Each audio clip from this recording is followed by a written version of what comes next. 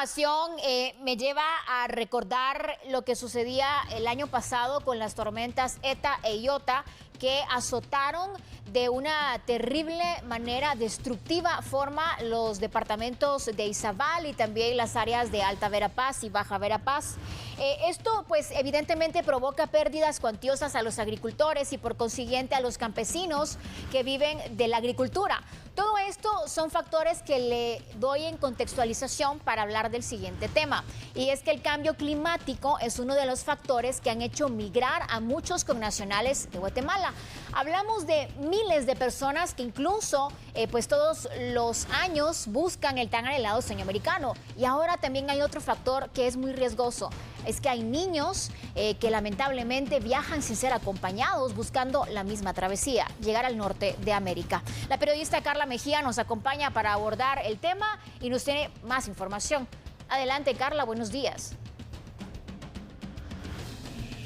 Hemos visto constantemente cómo los menores de edad, tanto la niñez como la adolescencia, se están alejando de nuestro país en la búsqueda de una mejor oportunidad de vida lejos de acá. Pero también queremos saber estos factores que afectan, porque antes se sabía que era la pobreza, los problemas familiares, pero también está el cambio climático, según lo han reportado. Licenciado, ¿qué es lo que ustedes tienen de conocimiento? Porque es triste saber que los niños y adolescentes se vayan y solos, pero por estas situaciones, ¿qué es lo que ha pasado? Sí, bueno, muchísimas gracias por la pregunta y por el espacio. Mi nombre es John Londines, soy el director de Plan Internacional en Guatemala, y como usted dice, hay muchos factores de empuje, empujando a los niños y las niñas guatemaltecas a salir del país.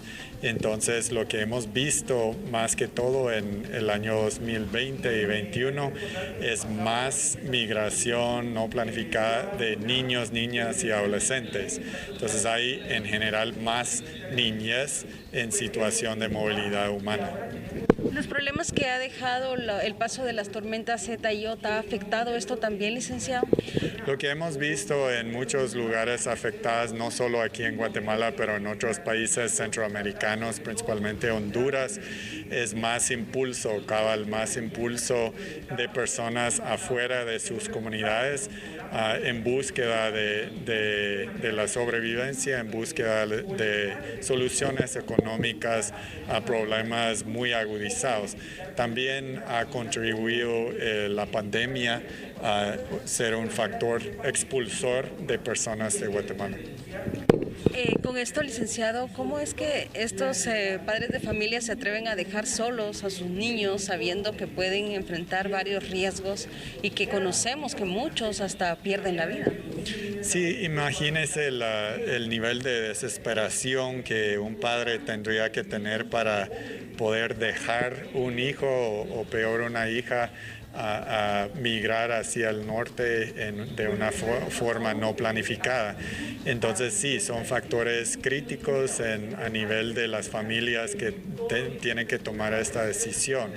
Y también obviamente la migración es un factor de riesgo, en particular para las niñas, que necesitamos como ONGs, como organizaciones internacionales y como gobiernos responder, siempre tomando en consideración los derechos de la niñez y también el bienestar del niño o la niña en situación de migración.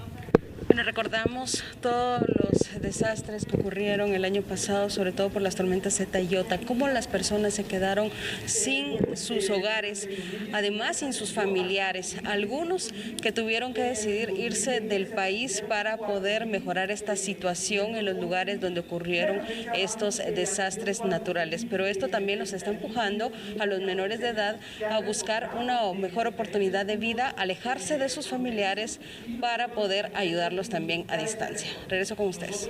Gracias, Carla Mejía. Son factores realmente preocupantes los que observamos. La difícil decisión de separarse de sus hijos por parte de los padres, igual los menores, tener la incertidumbre de que no saben a qué se van a enfrentar en medio de su inocencia. Lamentablemente hay tantos factores de riesgo que se suman en esa travesía hacia los Estados Unidos de América, pero si partimos del origen del problema que genera esa migración irregular, también hablamos de sequías en muchos lugares, o en otros lugares hay inundaciones severas, hay desastres naturales, también los sismos generan una serie de factores de los cuales estas comunidades muy pobres lamentablemente no se pueden superar o no pueden salir adelante, y por eso tienen que buscar pues ese anhelado sueño americano, que en la mayoría de los casos culmina con el quebrantamiento del mismo cuando ellos retornan al país por las autoridades, ya sean mexicanas o las autoridades de los Estados Unidos, que han sido enfáticas en que su posición es la misma con el tema de la migración irregular.